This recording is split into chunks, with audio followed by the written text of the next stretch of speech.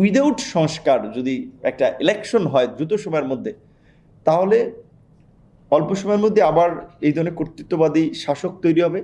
দ্বিতীয়ত, যারা ক্ষমতায় আসবে তারা বাংলাদেশকে স্থিতিশীল রাখতে পারবে না। সবাই এখন ধান্দা হাসিলের জন্য ব্যস্ত আছে, কে কীভাবে টাকা পয়সা কামাবে, ব্যবসা বাণিজ্য নেবে। গণ অধিকার পরিষদ রাজনৈতিকভাবে নির্বাচনে কোনো দলের সাথে জোট করবে না। পুরানো দল বা বড় দলগুলোর সাথে যদি আমরা 2-4টা সিট নিয়ে জোট করি, তাহলে এই দলের আর আলাদা বিকাশের সম্ভাবনাটা থাকবে না প্রকৃত অর্থে। ছাত্র নাগরিকদের যে গণ অভ্যুত্থান হয়েছে, এই গণ অভ্যুত্থান আগে মানুষ কিন্তু বলে নাই যে হাসিনা পালাই গেলে আমরা একটা নির্বাচন দেব, যারা যারা ক্ষমতায় যাবেন, এমপি হবেন, এখন আন্দোলন করেন। এই আন্দোলনকে কিন্তু মানুষের সামনে আন্দোলনকারীরা বা নেতৃত্ব পর্যায়ে যারাই ছিল, সেখানে অবশ্যই ছাত্ররা অগ্রভাগে ছিল, সাপোর্ট দিয়েছে সমস্ত রাজনৈতিক দল। কেউ কিন্তু বলে নাই যে আন্দোলনের পরে এই প্রক্রিয়াটা সরকার গঠন হবে, এইভাবে সংস্কার হবে, স্পেসিফিক কিছু বলে নাই। স্বাভাবিকভাবেই যেহেতু রাজনৈতিক দল এবং নেতৃত্বের বাইরে একটা স্বতঃস্ফূর্ত আন্দোলন গড়ে উঠেছিল, মানুষের অটোমেটিক একটা প্রত্যাশা তৈরি হয়েছিল যে এদের মাধ্যমে বাংলাদেশের একটা পরিবর্তন হবে, রাজনীতির একটা গুণগত পরিবর্তন হবে। যার ফলে ছাত্ররা কিন্তু শেষ দিকে ছাত্র নেতৃবৃন্দ কিন্তু পরিষ্কার ঘোষণা দিয়েছিল যে ফ্যাসিবাদী ব্যবস্থার বিলোপ এবং নতুন রাজনৈতিক বন্দোবস্ত। এখন সরকার পরিবর্তন হয়েছে, এখন এই সরকারকে আমরা সবাই বলছি যে আমাদের আন্দোলনের সরকার, আমাদের সরকার, এই সরকারকে ব্যর্থ হতে দেওয়া যাবে না। এই সরকার ব্যর্থ হলে বাংলাদেশের নতুন বিপর্যয় নেমে আসবে। তাহলে কি করতে হবে? এই সরকারকে সফল করতে হবে। এই সরকারকে সফল করতে হলে এই সরকারের প্রতি যে জনগণের প্রত্যাশা, বাংলাদেশে গত 53 বছরে কোনো প্রতিষ্ঠান গড়ে ওঠে নাই। নির্বাচন কমিশন বলেন, বিচার বিভাগ বলেন, জনপ্রশাসন বলেন, সবগুলো আপনার দলীয় আজ্ঞাবহ প্রতিষ্ঠান হিসেবে গত 53 বছর ফাংশন করেছে। যার ফলে 53 বছরে এসে পুরো রাষ্ট্র অকার্যকর হয়ে পড়েছে, যার ফলেই কিন্তু এই গণ অভ্যুত্থান হয়েছে।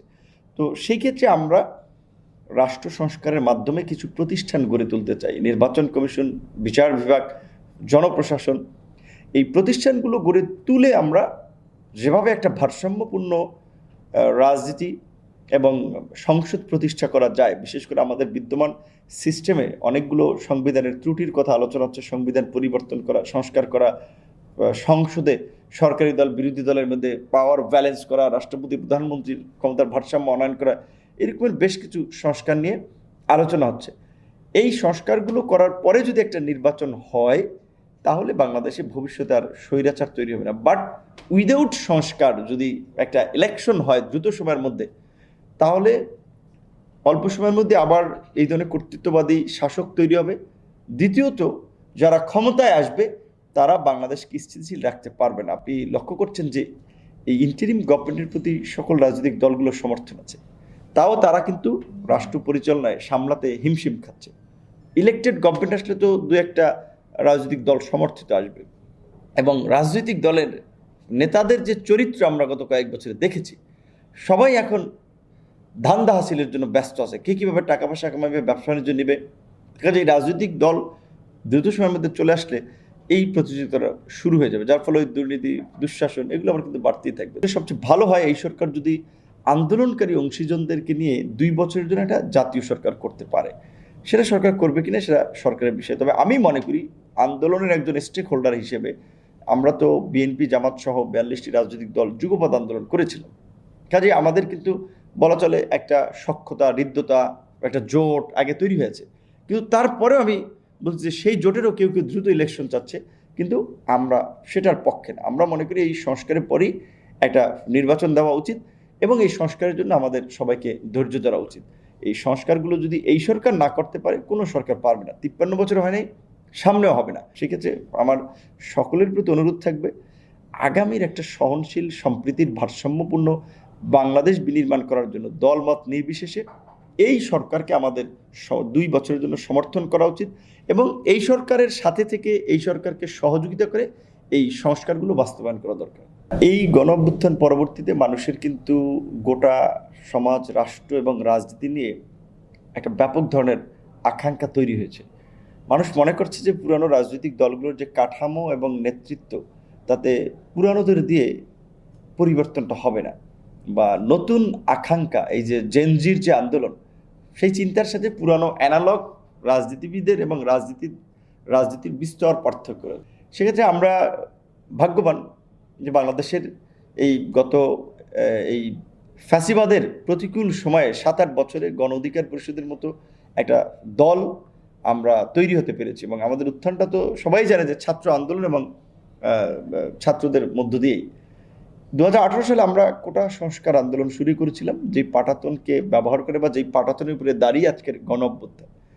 এবং এই প্রতিকূল সময়ে আমরা ধারাবাহিক লড়াই, সংগ্রাম, নির্যাতন, নিপীড়ন, আপোষহীন ভূমিকার কারণে গণ অধিকার পরিষদকে ঘিরে মানুষের একটা ইতিবাচক চিন্তাভাবনা আছে। তবে এটা ঠিক যেই ফরম্যাটে আছে, এই ফরম্যাটটার একটু পরিবর্তন দরকার। এখানে আরও কিছু অভিজ্ঞ, এক্সপিরিয়েন্স এবং সমাজের বিভিন্ন শ্রেণী পেশার মানুষের প্রতিনিধিত্ব করে সেরকম কিছু লোকের ইনক্লুশন দরকার। আমরা সেটা আলাপ আলোচনা চালিয়ে যাচ্ছি। তবে আমাদের চিন্তাভাবনা আগামী নির্বাচন যখনই হোক, 2 বছর পরে হোক কিংবা 6 মাস পরে হোক, এককভাবে গণ অধিকার পরিষদ থেকে অংশগ্রহণ করা এবং মানুষকে একটা মেসেজ দেওয়া যে উই আর অল্টারনেটিভ। মানুষ এখন বিকল্প রাজনীতি চায়, বিকল্প নেতৃত্ব চায়। সেটা পুরানো দল বা বড় দলগুলোর সাথে যদি আমরা 2-4টা সিট নিয়ে জোট করি, তাহলে এই দলের আর আলাদা বিকাশের সম্ভাবনাটা থাকবে না প্রকৃত অর্থে। সো সেক্ষেত্রে আমরা একটা পরীক্ষা করে দেখতে চাই জনগণ আমাদেরকে কিভাবে নেয়, কত % ভোট দেয়, আমাদের কয়টা এমপি হয়। আমরা আগামীতে গণ অধিকার পরিষদ যেহেতু নিবন্ধিত রাজনৈতিক দল, তাদের ট্র্যাক প্রতীকেই আমরা নির্বাচনে অংশগ্রহণ করতে চাই। পাশাপাশি বিভিন্ন তরুণ, বিভিন্ন সংগঠনের লোকজনের সাথে আলাপ আলোচনা চলছে, যারা আমাদের সাথে আসবে তাদেরকে নিয়েই হয়তো একটা বিকল্প রাজনৈতিক জোট হতে পারে, বিকল্প রাজনৈতিক মোর্চা হতে পারে। সেটা হলেও হবে, না হলে অন্তত গণ অধিকার পরিষদ রাজনৈতিকভাবে নির্বাচনে কোনো দলের সাথে জোট করবে না। এখন পর্যন্ত সেই সিদ্ধান্তটা নাই। বাট যদি সামনের প্রেক্ষাপটে বৃহত্তর জাতীয় ঐক্য তৈরি হয়, যেটা আগামীতে একটা জাতীয় ঐক্যের সরকার হবে, সেটা সব দল থাকবে, মত থাকবে, সেটা একটা ভিন্ন বিষয়। সেই ক্ষেত্রে হয়তো আমরা সিদ্ধান্ত নিব।